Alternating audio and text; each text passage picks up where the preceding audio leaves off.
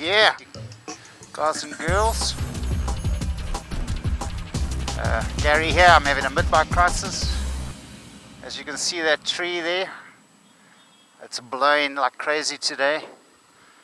And so I'm going to talk a little bit about riding in the wind. Something we do a lot here in Cape Town. It blows half the year. And yeah, so it's a pretty windy day today. The first thing that you need to do, which is counterintuitive, is to relax.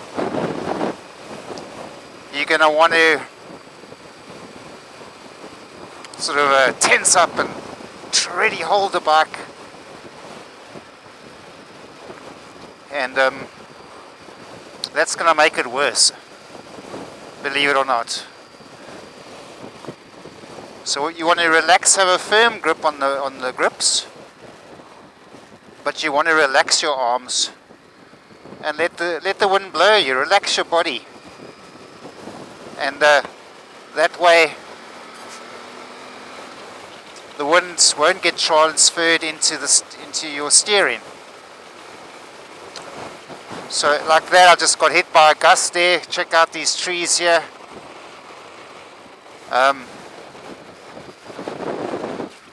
You obviously want to counter steer slightly, leaning into the wind. So if the wind's blowing from your right, as in the case of a crosswind, then you want to be leaning right slightly.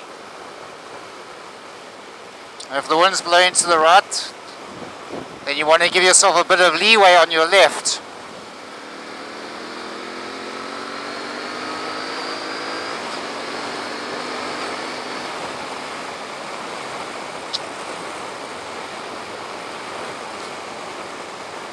You know, in case the wind actually blows you across the road, you have a little bit of space. If it's blowing from the left, then give yourself a bit of leeway on the right, especially when it comes to oncoming traffic.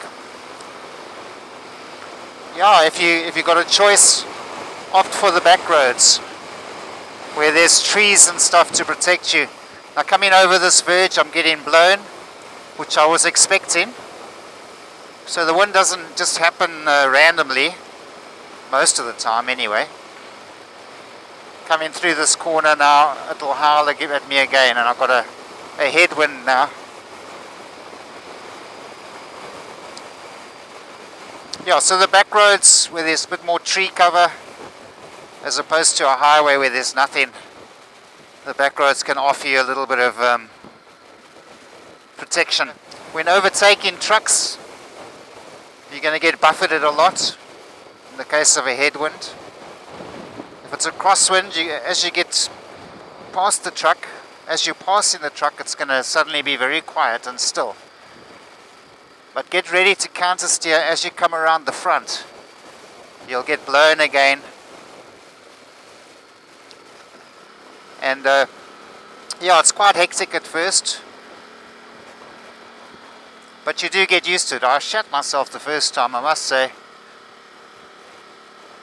And but I'm pretty much used to it now. You also obviously want to slow down a bit, and as I'm coming around here, I'm getting smacked again. You want to slow down just a little bit, but you want to keep the power up as usual. You want to power through the wind. So you don't want to, every time you get hit by a blast, suddenly snap off the throttle. That's also the wrong thing to do. It feels right, but it's not right. You want to actually open it up slightly. So you want to be at a speed in a gear where you can actually open it up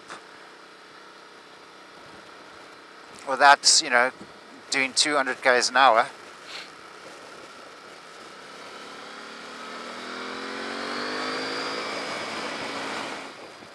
If you've got a crosswind, you might want to try just sticking one knee out. If the wind's coming from the left, then stick your left knee out and just relax it. Let it flap about a bit. It's called the flappy knee trick or something. And it actually helps your bike to keep going in a straight line. and it acts like a bit of a sail. So where the wind's hitting you, point your knee into that direction. If it's coming from the right, put your right knee out. And I do that on long distance rides, and I find it works, it helps me. And so you might want to try that. It acts like a sail and just keeps you going. It keeps your bike leaning just enough to keep you going in a straight line. You also want to watch out for when the wind suddenly stops blowing.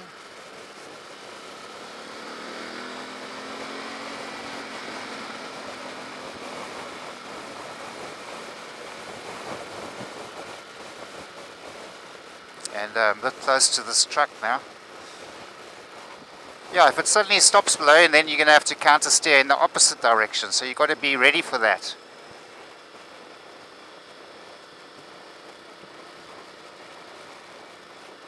And these are such lovely twisty roads, but a lot of traffic on these roads. I'd really love to take these corners a bit faster, but anyway. Best thing is get out there and do it. Get out there and ride. You'll soon learn what the wind does and why. I mean, for instance, wind blows through gaps. Whether it's a gap in the mountain, a gap in two buildings, a gap in two trucks. And so expect the wind at those times. When coming over a verge of a mountain pass, very dangerous, so expect the wind at those times.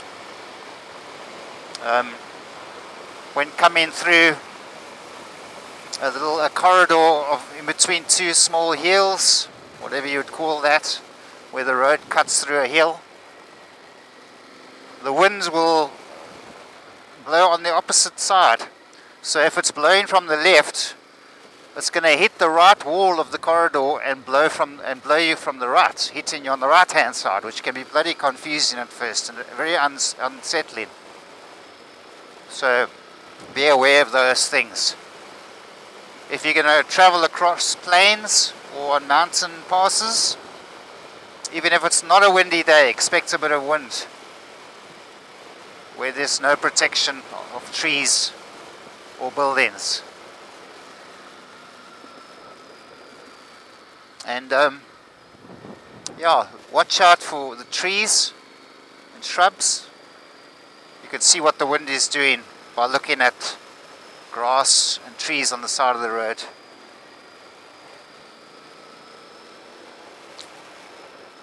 And yeah, as I said,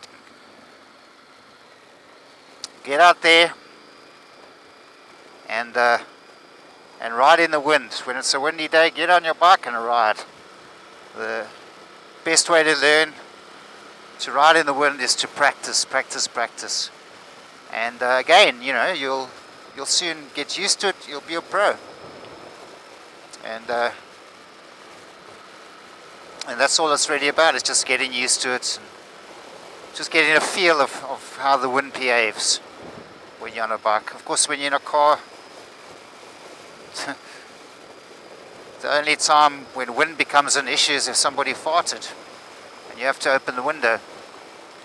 And I'll leave you with that thought. Take it easy. Cheers.